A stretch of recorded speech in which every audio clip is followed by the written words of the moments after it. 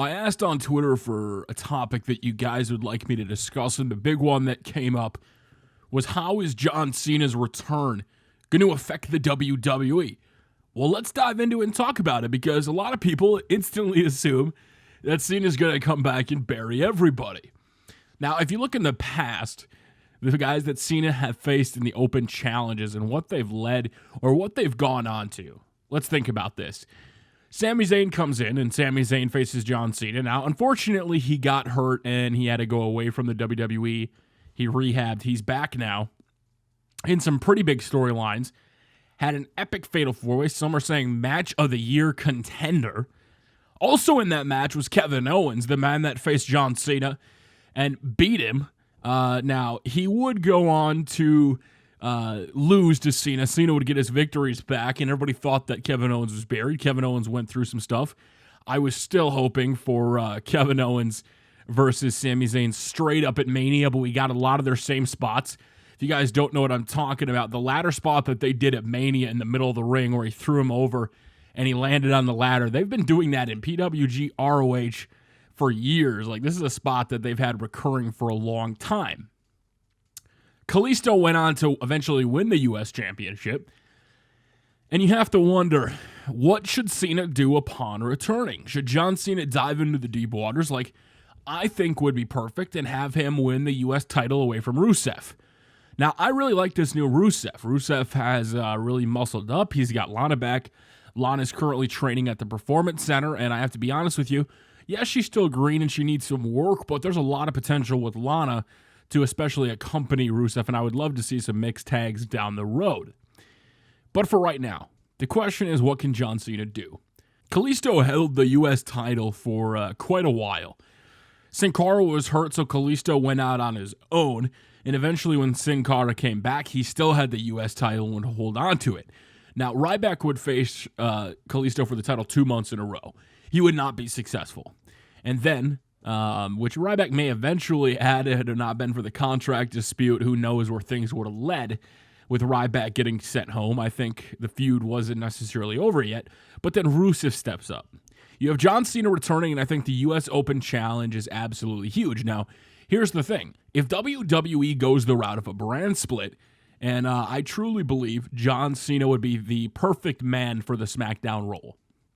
And I think it's one way to, get him on the show. You can help put over newer talent. And if you're going to have only one title, now, we've talked about the titles. You guys can go watch that video in the playlist. But the thing is, if he comes over and he wins the U.S. title from Rusev on his return, and maybe it's not on Monday night, maybe Rusev does an open challenge or whatever, John Cena wins, maybe he eventually wins it at Money in the Bank, maybe John Cena doesn't even return and reclaim his U.S. championship, maybe he returns and takes the Miz's championship. Who knows where things could possibly go. But I think the U.S. Open Challenge was something exciting and fun to watch. Now, it's true that John Cena would eventually, in all his matches, hit that AA out of nowhere. And was his title really in jeopardy? Not always. But they were still very, very good matches that some people seem to always forget that it takes two to tango in a ring. A wrestling match is not just one guy carrying it. And, well, okay, in certain situations, it's one guy carrying it. Everybody says Roman Reigns is being carried by AJ Styles, but even AJ Styles admits that Roman Reigns isn't that way. And I'm not talking about on WWE programming, I'm talking about in legit interviews. Roman Reigns has something special. Now, it's not always perfect, but John Cena has, pretty much perfected the art of helping make talents look good, but still being the top dog. Now, in the era of Stone Cold Steve Austin, when Stone Cold Steve Austin was the top guy, think about this. If you have the top guy in the company losing to newer guys, it took The Rock 2 years. On the third year at WrestleMania, he finally beat Stone Cold Steve Austin, and it took so much to finally beat him. So some of these younger guys have to go through quite a bit to finally get to that spot where you're able to beat him. Now, here's the thing. Stone Cold was the biggest name in wrestling. He was the guy that really made me fall in love with it. Now, I'd already been watching for a long time, but he was the top dog. Now, if Stone Cold ever did an open challenge and was facing some of these guys, just being in a match with Stone Cold would put them over. Now, even if they lost, the fact that they were still in a match with Stone Cold was kind of a big deal. Now, based on WWE's booking, if somebody enters a match with John Cena and say an open challenge, and they go on to lose, and then they don't have anything for them after the push from John Cena, then they really weren't really doing anything with them. But if you face John Cena in a match like Sami Zayn did, or, where you're in a situation where you can face John Cena and look good, put on a long match, you know what, chances are you're probably going to take an AA out of nowhere, but you're going to get elevated. You're going to be looking good. And if they're able to properly book that post-Cena, WWE could have something special on their hands. I look at it in the way of this. John Cena is the top dog. Right now, Roman is the guy, but John Cena is still the top dog. He's the guy that sells the most merch. Wouldn't you want to face the guy in the company that sells the most merch? The guy that's the biggest deal? Facing John Cena doesn't mean you're buried. Facing John Cena means the company either sees something in you, maybe they're just throwing you in there to have you lose to him in a squash match. Things like that happen. But if you replace John Cena with anybody else from other eras, Rock or Stone Cold, heck, you could do Ric Flair. If he was constantly just putting over a young talent and never getting his victories, would John Cena seem as special? Now, I don't think John Cena necessarily has to come back to the big title picture. John Cena is John Cena. He's the biggest name in the company. Now, some of the interviews he's been floating around is he loves Enzo and Big Cass, their charisma, and the vaudevillains. He would love to step in the ring and see what happens, according to him. Now, with them being faces and John Cena being faces, how would that work? I don't know. But it would still be awesome to see. Enzo and Big Cass come out dropping some promos on John Cena, and I don't know what it leads to.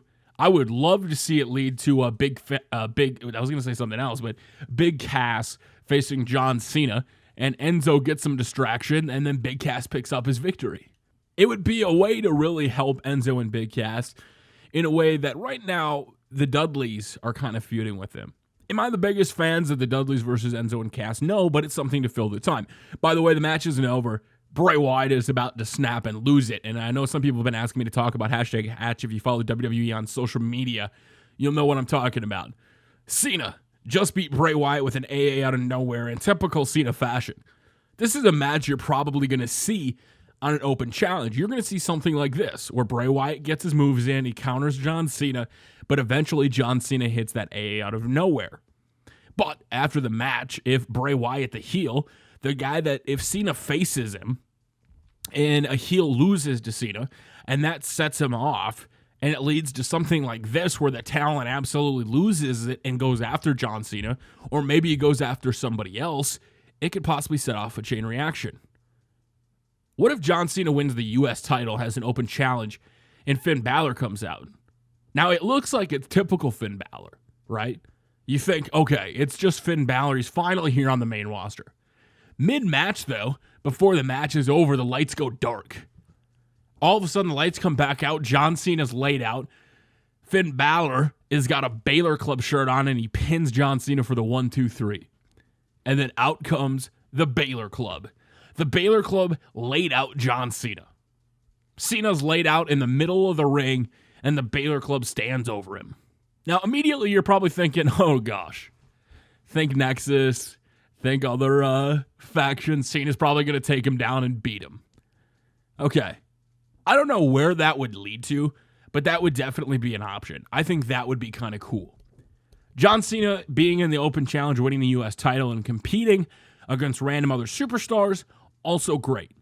My question to you is, what superstars would you like to see John Cena face if he did an open challenge? Or if you don't want him to be an open challenge, how would you book John Cena? Where do you want to see John Cena go?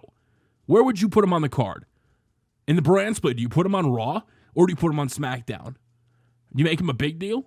Do you give him a smaller title? Or do you just let John Cena be John Cena and help put over the younger guys because his years are numbered?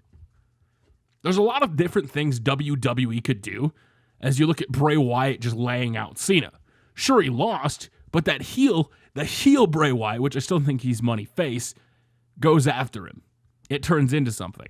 As long as you face John Cena in an open challenge, you look good and something comes from it. Facing John Cena isn't a death sentence. It's not being buried. It's kind of getting your name out there. So let me know what you guys think in the comment section below. John Cena returning Monday. I'm pretty excited. 2 days away. Until next time, it's your boy Tubby.